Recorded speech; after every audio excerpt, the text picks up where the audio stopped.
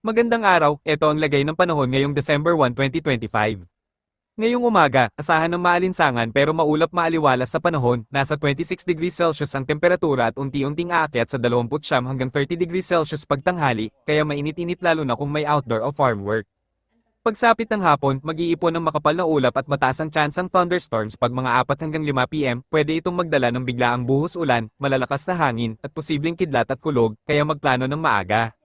UV index, mataas pa rin ngayong tanghali, kaya mainam ang sombrero, payong, at sunscreen kung lalabas, hangin at dagat, kalmado sa umaga, pero maaaring lumakas ang hangin habang papalapit ang ulan sa hapon, paalala, magdala ng payong, iwas sa matataas na puno pag may kulog, at siguraduhing ligtas ang mga alagang hayop bago dumating ang ulan, ingat po, at manatiling alerto sa biglaang pagbabago ng panahon.